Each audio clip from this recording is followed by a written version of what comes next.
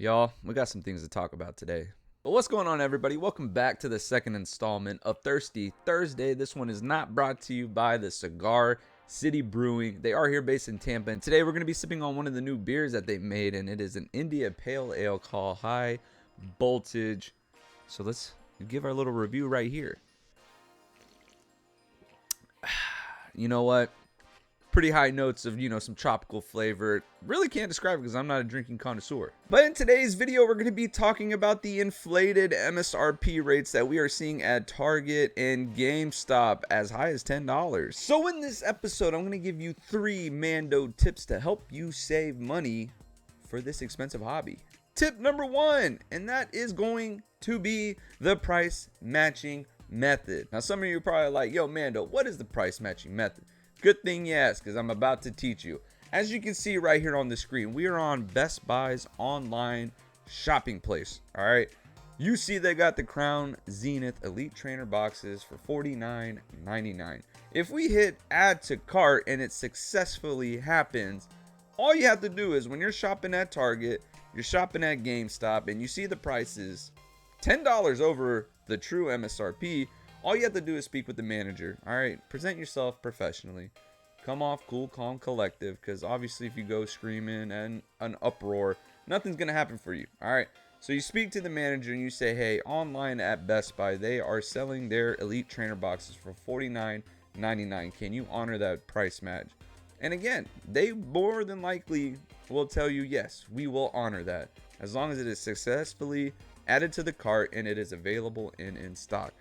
Now, again, I'm not going to say every time it's going to happen, but luckily, probably within, reasonable distance, if you get rejected at one store, you can go to another one and you can see if they will honor it there. This method could seem a little tedious. It could be a little difficult. Like I said, as long as you are adamant about saving $10, then hey, this method could work for you. Tip number 2, and quite honestly, this is the one that I use pretty much all the time, and that is shopping at local LGSs, aka brick and mortar stores, or online trustworthy LGS stores. So when I go into brick and mortars, again, I do Pokemon content creation. I open up a lot of product, right? So I have ultra rares, V maxes, V stars, secret rares, alternate arts, full arts, a lot of them at my exposure. And like I said, if they're duplicates or they're Pokemon that I kind of just don't have any, emotional attachment to, I take them down to my local LGS and I trade it in for store credit. And again, the ones I go to, they give me 65% of the TCG player market price for that card. So again, when you trade in Vs and all these other stuffs that you have no sentimental attachment to, the number can start to add up after a while. And like I said, it's gaining money from product that I'm already opening. It is the most efficient way to be able to afford this hobby for, the content that I provide for y'all. So a lot of y'all may not have LGS brick and mortar stores at your disposal. That's why you can always shop online at just online only LGSs. And some of the ones that I use are smokeandmirrors.com. Again, reasonable prices. Majority of the time you'll see under MSRP rate for the modern products. Again, the older products, hey, we're all late to it, man. You know what I'm saying? It's going to be through the roof. Another one that I also shop at is the GameCapital.com, because it's the same thing. A lot of product below MSRP. Shipping is not outrageous, and majority of the time, if you spend a certain dollar amount, the shipping's free. So you're just paying for the product and the sales tax. And then lastly, another one that I use is, in fact, eBay. And again, I know there's people out there that have, a certain opinion about eBay, may have had a bad encounter on eBay. No fault to you. As long as you know what you're looking for red flag indicators like, how long has the person been on eBay? What are their sales? What are their reviews? Are they sponsored? Are they trustworthy? Are they in fact in LGS? As long as you do the research on the seller before you purchase a product, majority of the time you're gonna have a positive experience on eBay.